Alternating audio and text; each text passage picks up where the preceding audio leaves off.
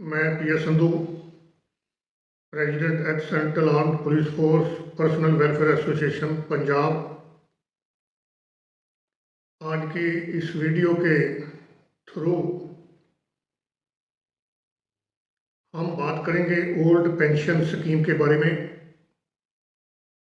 जो कि हिंदुस्तान के सभी सेंट्रल गवर्नमेंट एम्प्लॉयज़ को लागू होनी चाहिए। जैसे कि आपको पता है कि गवर्नमेंट ने अभी ओल्ड पेंशन स्कीम जो है वो बंद कर दी है। उसकी रिप्लेसमेंट में एनपीएस और यूपीएस का प्रावधान किया है, जो कि सेंट्रल गवर्नमेंट के एम्प्लॉइज़ को और सेंट्रल आर्म्ड पुलिस फोर्सेस के जवानों को मंजूर नहीं है। इसके लिए हिंदुस्तान की जितनी भी रिटायर्ड एसोसिएशंस हैं वो अपने पद्धर पर जगह जगह धरने लगा रही है, मेमोरेंडम्स दे चुकी है और वीडियोस के थ्रू भी ओपीएस के लिए बोला जा रहा है कि हमारे को ओपीएस जो है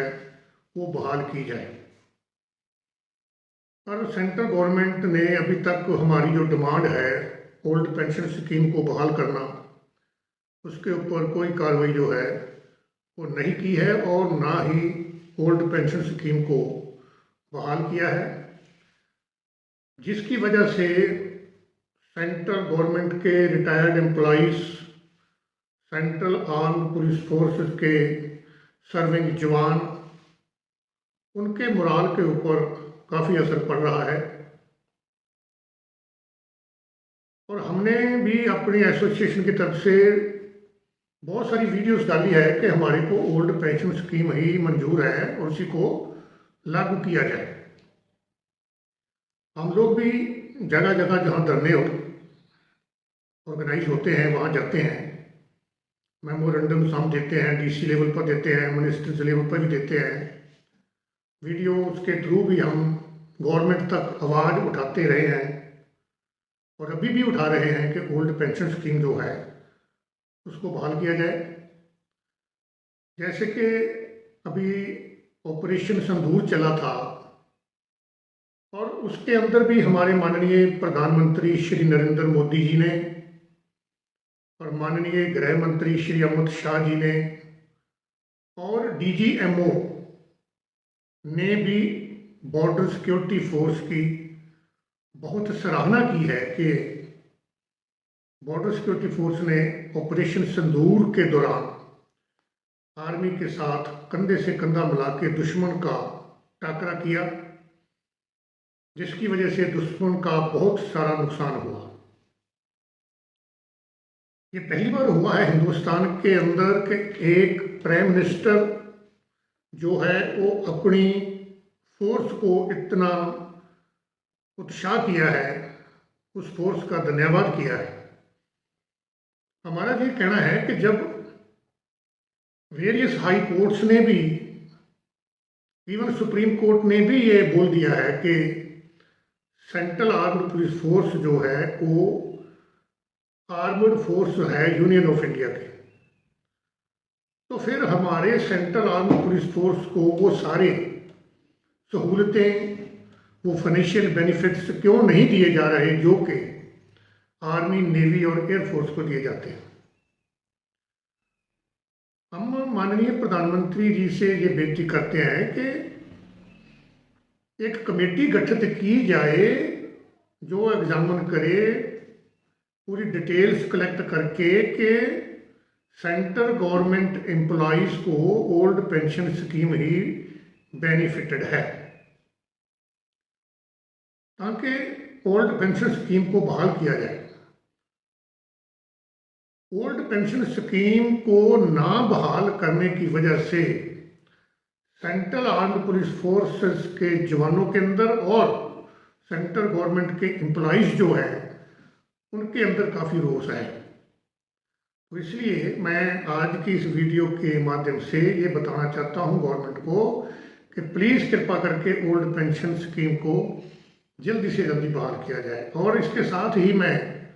सेंट्रल गवर्नमेंट के एम्प्लॉइज़ को और सेंट्रल आर्म्ड पुलिस फोर्स के सर्विंग जवानों को ये बताना चाहता हूँ कि हमारी पूरी कोशिश है और रहेगी कि हम आने वाले समय में बहुत ही जल्दी गवर्नमेंट ऑफ इंडिया में लेवल के ऊपर सीनियर मिनिस्टरों से मिलने वाले हैं। उसके अंदर हमारी कोशिश है कि हिंदुस्तान की जितनी रिटायर्ड एसोसिएशंस हैं उनके सभी के नुमाइंदे उनको साथ लेके और जो टाइम डेट लेके मिनिस्ट्री से हायर लेवल के ऊपर, मिनिस्ट्री लेवल के ऊपर ये मुद्दा उठाने के लिए कि ओल्ड पेंशन स्कीम को तुरंत बहाल किया जाए, इसके बारे में हम बहुत जल्दी ही मीटिंग करेंगे और इस मुद्दे को हाई लेवल पे उठाया जाएगा। इसके साथ ही मैं जहां एक पॉइंट और बताना चाहता हूं कि अभी 2 जून 2025 को Shri HR Singh additional DG CRPF जो कि alliance of x paramilitary force welfare association के अध्यक्ष हैं, उनकी अध्यक्षता में एक 5 मेंबरी सदस्य जो है वो Shri Abhijit Sinha additional secretary police MHA में जो है उनके साथ मीटिंग हुई थी। उन्होंने बुलाया था क्योंकि कोई इंटरनल मुद्दे थे जो सेंट्रल आर्म्ड पुलिस फोर्सेस के जो पहले ही गए हुए थे, उसके कंसर्न में उन्होंने बुलाया था और अलग अलग प्रपोजल मांगी थी। तो वो जो अलग अलग प्रपोजल थी जिन मुद्दों के ऊपर, जैसे कि अर्धसैनिक बोर्ड जो है वो होना चाहिए CAPF में भी, और फ्लैग डे जो है जैसे आर्मड फोर्सेस के लिए मनाया जाता है वो CAPF के लिए होना चाहिए। ऑनरेरी रैंक जो है MHA ने आदेश निकाला है अप टू सब इंस्पेक्टर, उसको बढ़ा के कमांडर लेवल पर होना चाहिए। और CJH डिस्पेंसरी जो है वो हर डिस्ट्रिक्ट में हिंदुस्तान में होनी चाहिए। CISF के जवानों की छुट्टी जो है वो 60 दिन होनी चाहिए। और जो CAPF के रिटायर्ड जवानों को जो लिकर है CLMS सिस्टम के थ्रू उनके नियरेस्ट कैंटीन से मिलनी चाहिए। तो ये इंटरनल मुद्दे थे जो कि 2 जून को डिस्कस हुए हैं डेलीगेशन के साथ, जिस डेलीगेशन का मैं भी पार्ट था। और श्री अभिजीत सिन्हा जो हैं वो इन्हीं सब्जेक्ट्स को ही डील करते हैं और उन्होंने बुलाया था, इसलिए ये ही मुद्दे उनके पास लेके गए। अलग अलग प्रपोजल बना के हमने हैंड ओवर किए उनको, ताकि वो अलग अलग प्रपोजलें जो है वो आगे MHA में जो है वो प्रोसेस हो सके, एग्जामिन हो सके। तो ये मुद्दे जो थे ये इंटरनल मुद्दे थे जिसके लिए श्री अभिजीत सिन्हा एडिशनल सेक्रेटरी से ये डेलीगेशन मिल के आया था। और जैसे जो ओल्ड पेंशन स्कीम को बहाल करना एक बहुत बड़ा मुद्दा है, ये कोई एडिशनल सेक्रेटरी के लेवल की बात नहीं थी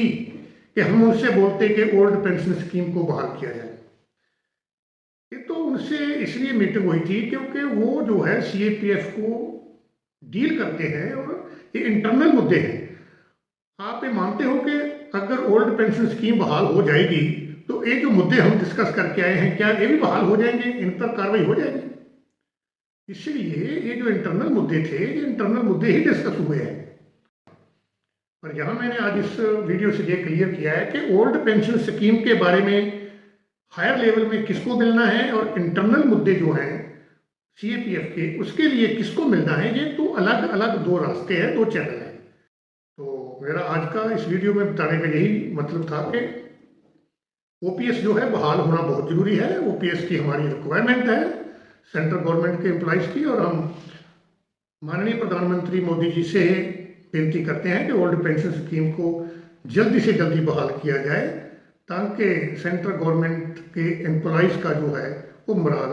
अप रहे। धन्यवाद।